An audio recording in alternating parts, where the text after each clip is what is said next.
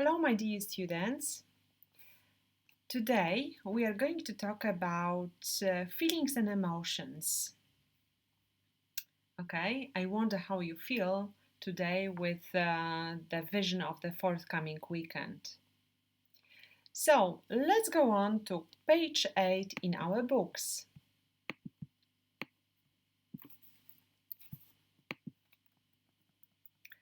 Look at the pictures here. And look at the face of the first man. He seemed to be cross or furious. I wonder how often you feel like that. Maybe every time when you get too much homework to do at school, or when you get angry with your friends or parents.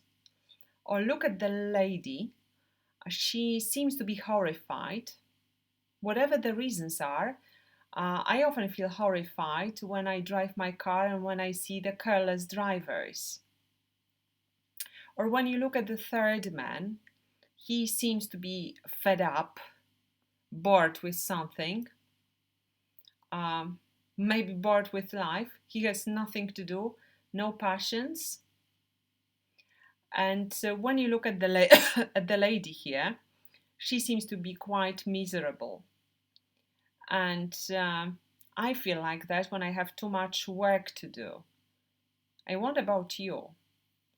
Look at the man here. I hope that today you all feel like him, very excited, like over the moon, as the weekend is almost here. And look at the last man. To me, it's the most confusing picture. And I think myself that he is quite confused for whatever the reasons. So now, when you look at the pictures, I would like you to write in the comments when you feel like that. Okay, choose one picture and write in the comment when you feel confused, or how often you feel confused, or when you feel cross or furious or miserable. Okay, I'm really looking forward to reading your comments. So once you're ready with the comments, let's move on to exercise 19, where we have to match the adjectives of similar meanings. Okay. So first, let's match them. Okay. We have here adjectives like fed up, tired, excited, terrified, sad, miserable, pleased, anxious, thrilled, nervous, jealous, happy, envious, mixed up, worried, horrified, concerned, exhausted, sick and tired, angry, confused, furious. So let's look at the answers, how we can match the adjectives of similar meaning. So of course, fed up and sick and tired. So whenever you are fed up, you are sick and tired. Very often when you are tired, you can even say that you're exhausted. When you are excited about something, you can also say that you are thrilled about something. When you are horrified, yes, you can say that you are terrified about something. Or when you are sad, you can feel miserable. Or you can be also happy or pleased. You can be also anxious and nervous, or jealous or envious. You can be mixed up or confused about something. You can be worried about something. You can be concerned about something. Like you can be worried about your Matura exams next year. Or you can be quite concerned about your Matura exam next year. You can also be angry or furious with the teachers when they give you too much work to do. So now, bearing that in mind or making a note of that, I would like you to look at the sentences in this exercise, okay? and try to complete them using as many um, of the words as possible. Okay?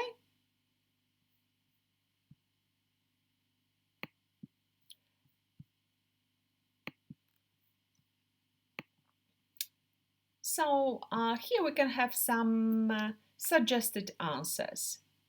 So we can say, I'm really tired of my neighbors, or I'm fed up with my neighbors. They are such noisy people. I can say we are we were just thrilled when we learned that we had won the main prize. Think about number 3. When it rains, I always feel how? Yes, I always feel sad or miserable. Now think about tests and exams. Our tests and exams always make me feel so, of course, nervous, anxious, worried. I'm sure that you've come up with those answers. Look at number 5. My parents are always, yes, worried about me when I go somewhere on my own. Or I often get confused about or mixed up with people's name when I hear them for the first time. And that's very typical, especially of me at the beginning of the school year. So now, once we practice the words a little bit, let's move on and complete some sentences with your ideas. Look at exercise number 20. In your notebook, can you complete sentences so that they are true for you? Okay? That will be your task after the lesson. And in the comments, again, I would like you to choose one sentence and type it in the comment. So I get cross with people who lie to me, for example. That would be true for me. Or what makes me scared the most is death. Well, I get embarrassed when I get embarrassed. It's difficult for me to say when I get embarrassed. But I think I get embarrassed when I have to make a fool of myself in a group of a lot of people. But the last time I was very proud of myself was the first time when I decided to do the streaming lessons on YouTube. The pile of tests makes me feel depressed. I get upset when students don't really cooperate with me. And the last time I was really disappointed was last Friday when I gave you the test and you didn't do as well as I had expected. So that would be the answers true for me. So I'm really looking forward to reading your answers in the comments. So let's move on with the next exercise. Now we are going to deal with more advanced vocabulary items coming from the extended level. So let's have a look at the sentences and try to complete them with the words from the box.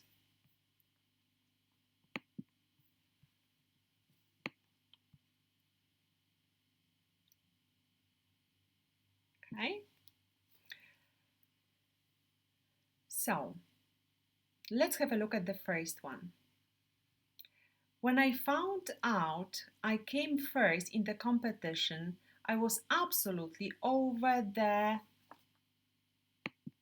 moon. Yes, and here, when I'm absolutely over the moon about something, I'm totally happy.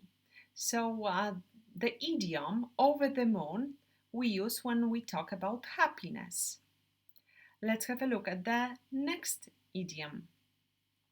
My sister was really down in the dumps yesterday. I couldn't cheer her up at all. And we use the idiom down in the dumps when we talk about sadness. Tina burst into tears when her boyfriend rang to cancel the date. And again, here we use the idiom burst into tears when we talk about sadness.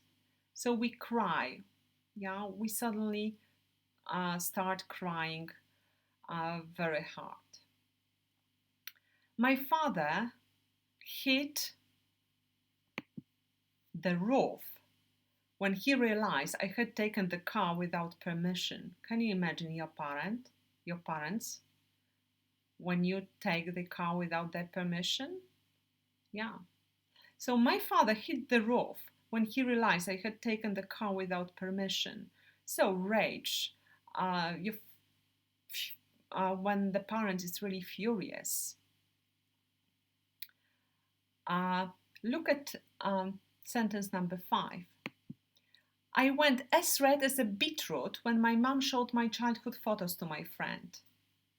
So I felt really embarrassed. I felt embarrassment. I went as red as a beetroot when my mum showed my childhood photos to my friends. Or look at number 6. Jack went into pieces when he learned his fiancée was involved in a serious car accident. So again, sadness. So we have here like 3 idioms about sadness. Beat down in the dumps, burst into tears, or go to pieces, though the meanings are slightly different. But basically, we use them when we talk about some sad situations. So, what I would like you to do now is to illustrate the idioms in your notebooks or on a piece of paper, and I would be really happy when I see your drawings on our messenger group. So look at look at these idioms, read them, think how you can illustrate them, draw the pictures, and please send the pictures of your drawings to our messenger group.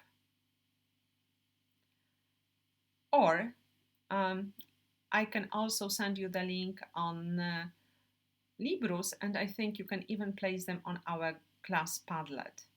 It might be even better. So I will give you the link to our class Padlet, and I would like you to send the photos of those idioms on our class Padlet. Okay?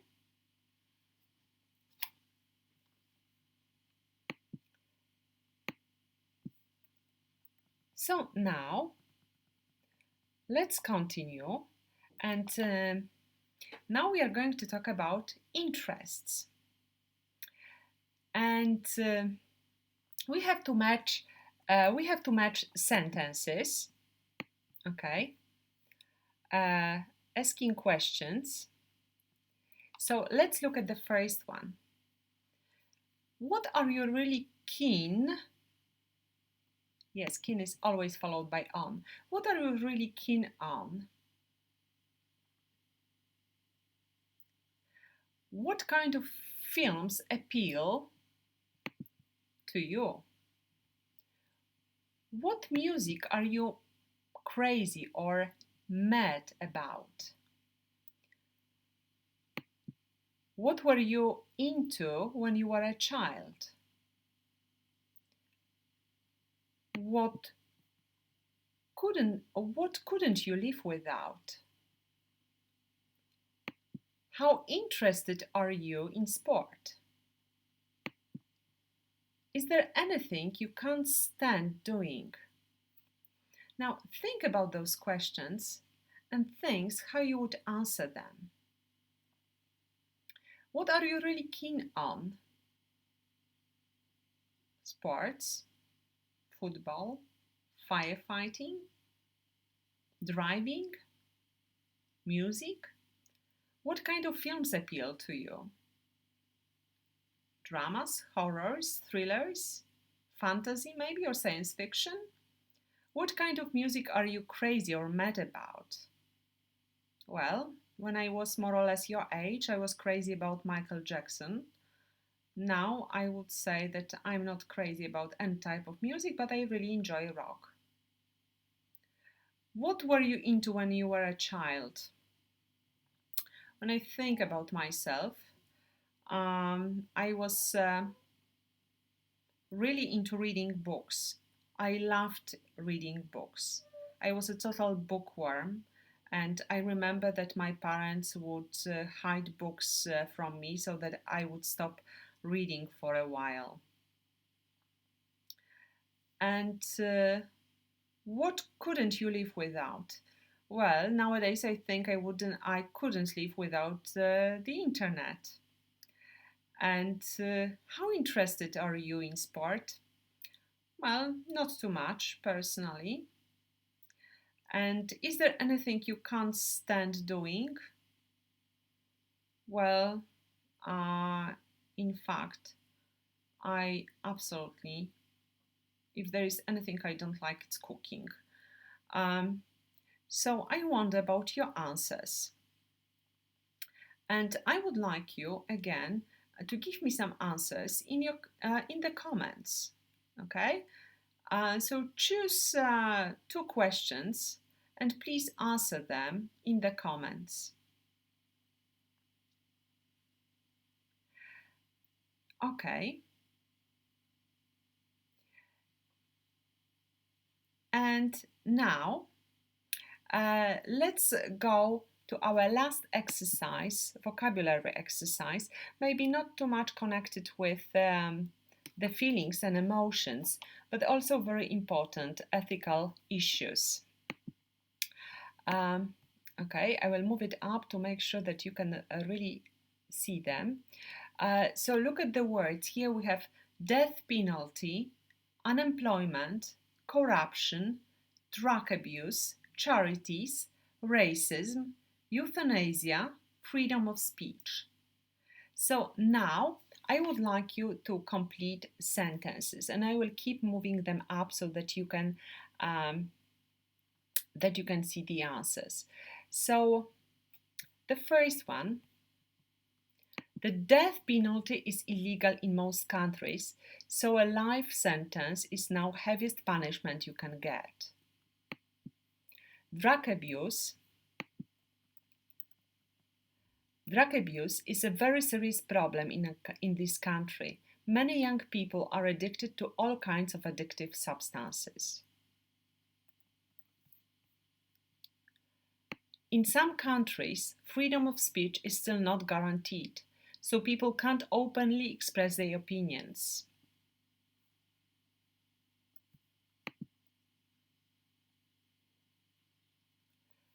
The government are trying to do all they can to reduce the unemployment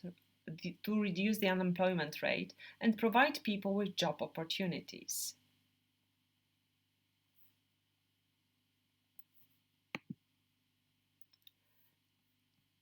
Do you support any charities? We sponsor the Red Cross. The politician has been involved in a big corruption scandal and accused of accepting bribes. We often can hear about that in the news. Football clubs do their best to fight racism, especially that they have so many players from African countries.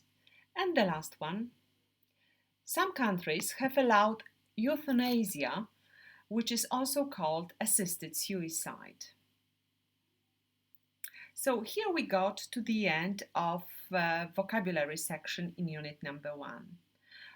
All the vocabulary items are on Quizlet, so that's the place where I would like you to practice them. Please don't forget about making the comments and doing your homework connected with pictures and idioms from exercise 21. And I'm really looking forward to seeing your pictures on our class Padlet. Thank you for today. It was a real pleasure to prepare this lesson for you and hope to see you next time. Goodbye.